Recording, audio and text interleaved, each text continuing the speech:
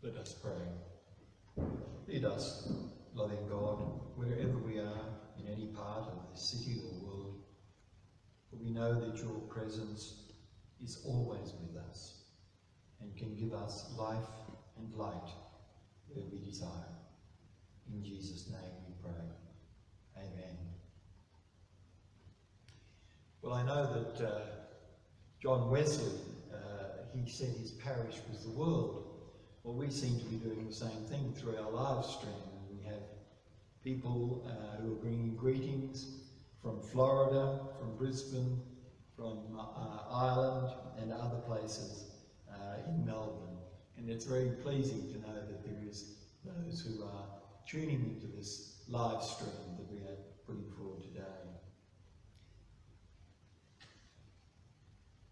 I'd like to take somewhat of a different approach to resurrection today.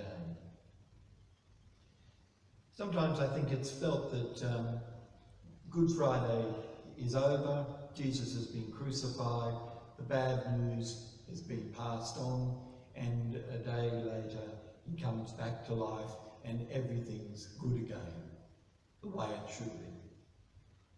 But I think one of the most important lessons that we learn about resurrection is that after the resurrection, nothing was the same again.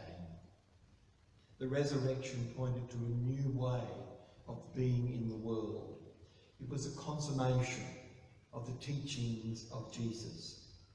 And in the passage that Ursula read a little earlier, we observe the raw emotional experience of these women who had loved and served their teacher. Though that through the dark events that had culminated in the death of Jesus on the cross, their fragile faith had been challenged.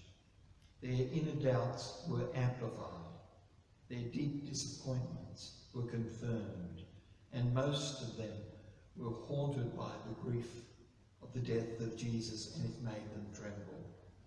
All because they had seen their master die. But now the story takes a different tact. It moves from Calvary to the place of the tomb where Jesus is buried. Their job was probably to prepare the body of Jesus for burial, and they arrive at the tomb, and there they're confronted by a great mystery. Jesus' body is not there. They're fearful before the unexpected and the unexplainable.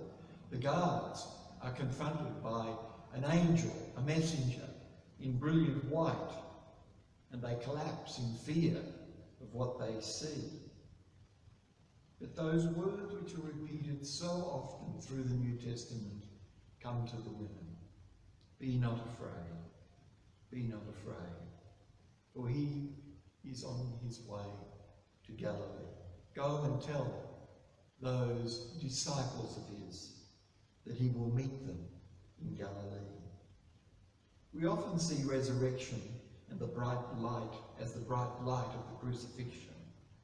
But it's not that Jesus is alive again. It is rather that he is alive as he has never been before. This is the new normal. No longer will the way of the teaching of the disciples and of Jesus be the same. And of course, that's a very threatening thing.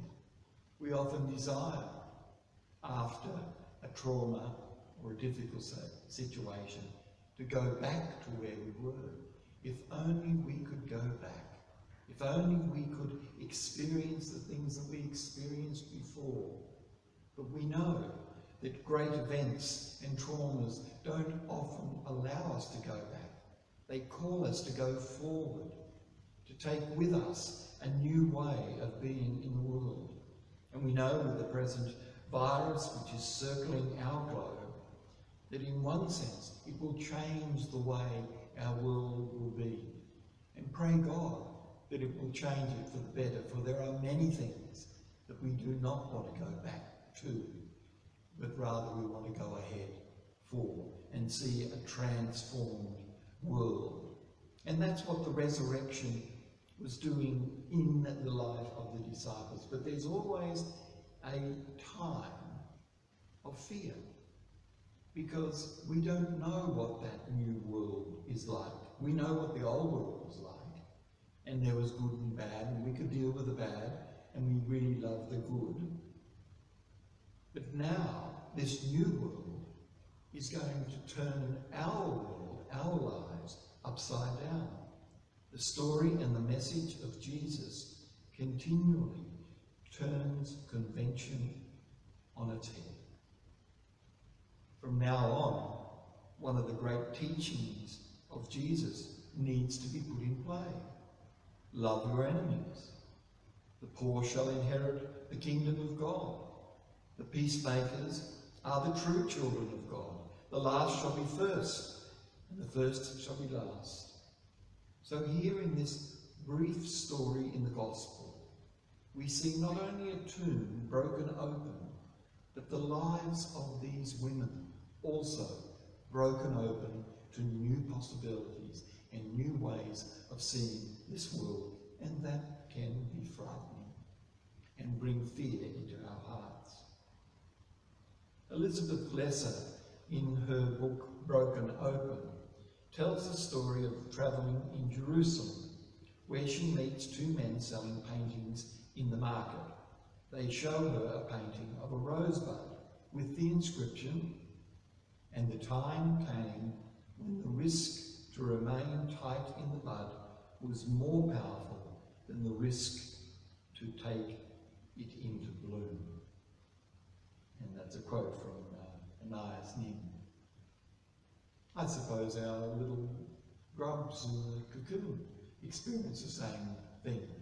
And we know the story, of course, of being told many times of the little boy who couldn't wait for the butterfly to emerge, so he pulls open the cocoon, and of course it's not matured, and the butterfly in process dies.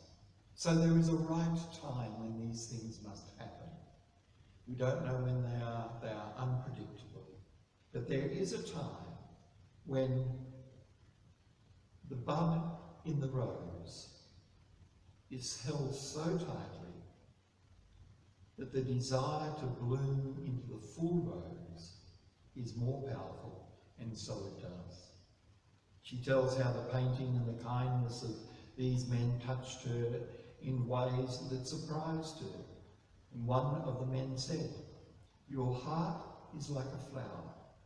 Let it break open. What you want is waiting for you in your own heart. The time has come."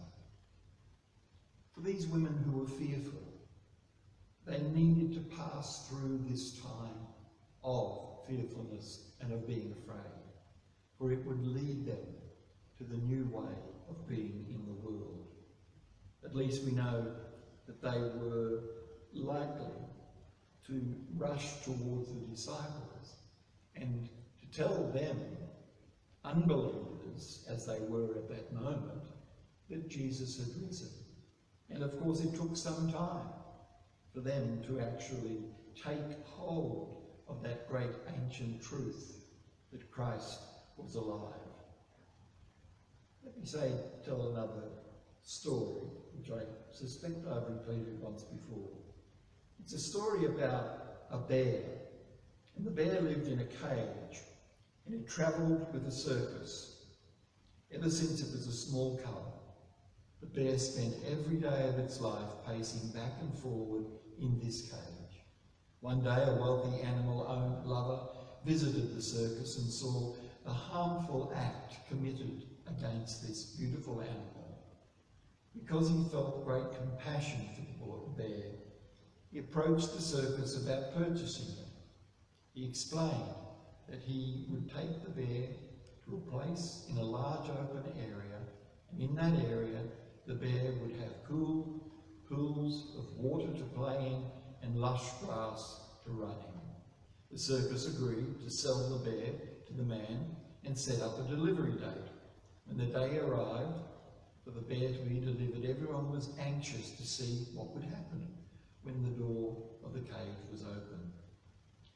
To everyone's amazement, when the cage was opened, the bear did what he had spent every day of his life doing.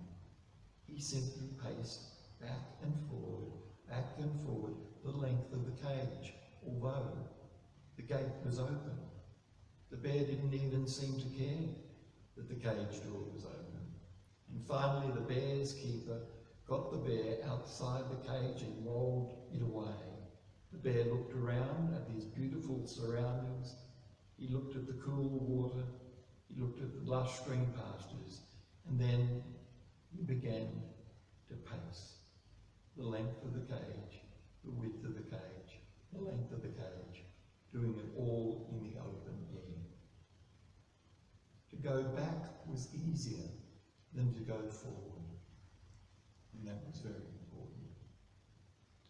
So threatened by this new life, the women ran frightened from the tomb. We're shown here that they are faithful doubters, and that is, their grief did not debilitate them, but did call them forward. Grief at the death of Jesus initially blinded them to seeing any new possibilities. The gospel story shows that it's not easy to embrace a world of unimaginable possibilities. And perhaps it's not the death of Jesus that is threatening to the world, but that it is the followers who transcend his death and begin to live a life unshackled by the limitations imposed upon them. Over the years, I've become amused that every Easter, the same stories are trotted out in our newspaper about Jesus. Usually, it's one of the theologians arguing against another theologian about the resurrection. Did it happen? How did it happen? Could it happen? And so forth. Seldom is the question asked, where is it happening now, today? Where are the people who are living the Easter life today?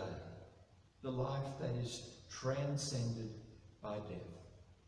The gospel gives us an honest story, but still only a moment of the whole story. The women did not continue to live in fear, even though their life in many ways was more difficult after the resurrection. The very thing that they had fled, that later gave them the quiet confidence to witness to the love of God, had shown in their lives and demonstrated the life and death of Jesus. That's the Easter message. This Easter message is for every day. And when death comes into our life, whether it be a small death or one that we feel will overtake us, we know, living in this resurrection life, that we will always not be threatened nor fearful of the light that comes in new ways in which we can be followers of Jesus. Pray, God, that this new world that we're entering into will bring about the peace and hope that we all desire.